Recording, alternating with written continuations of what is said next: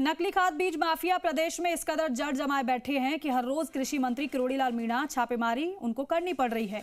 बताया जा रहा है कि नकली खाद बीज की सप्लाई नेपाल तक हो रही है और किसानों को बर्बाद किया जा रहा है, क्योंकि ये धोखेबाज न सिर्फ अन्नदाता को बर्बाद कर रहे हैं बल्कि उनकी जमीन को बंजर बना रहे हैं।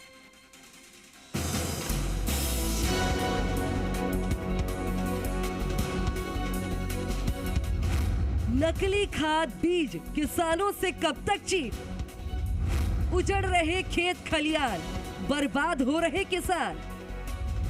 कृषि मंत्री का एक्शन जारी, धोखेबाजों पर कार्रवाई।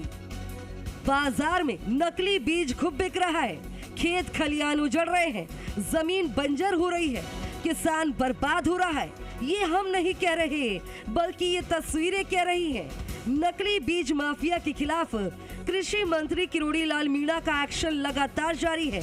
अलवर से लेकर श्री गंगानगर तक, अनूपगढ़ से लेकर बीकानेर तक नकली बीज माफिया पर सख्त कार्रवाई जारी है। कोलायत में उर्वरक फैक्ट्रियों में कृषि मंत्री ने छापेमारी की। इस दौरान 2 फैक्ट्रियों से 64,000 नकली खाद के बैग कब्जे में लिए गए। दोनों फैक्ट्रियों को सील करने के निर्देश भी मंत्री ने दिए। बताया जा रहा है कि नकली खाद की सप्लाई न सिर्फ राजस्थान में बल्कि नेपाल तक हो रही है।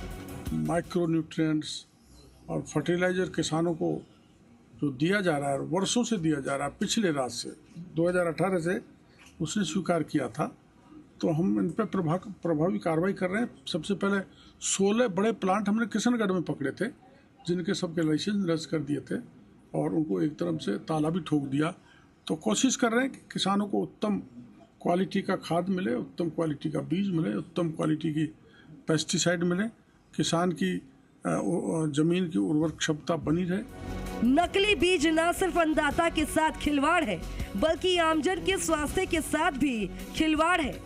कुछ नहीं, उनको पूछो, आपने 40 फैक्ट्रियों को पकड़ा और यूट्यूब पे मीडिया में दिखाया, उनमें से एक को भी सजा हुई, एक को भी गिरफ्तार किया, एक के भी पेनल्टी लगी, वो पेनल्टी आपकी सरकार में जमा हुई हो, एक भी फैक्ट्री का आज भी लाइसेंस बहाल नहीं हुआ हो, ये सारी बातें बताएं। जरूरत है कि बीज माफिया पर सख्त एक्शन होना चाहिए, क्योंकि नकली खाद बीज किसानों की जमीन को बंजर बना रहे हैं, पैदावार कम हो रही है और किसान बर्बाद हो रहे हैं और बीज माफिया फल फूल रहे हैं। रौनक व्यास, जी मीडिया, बीकानेर।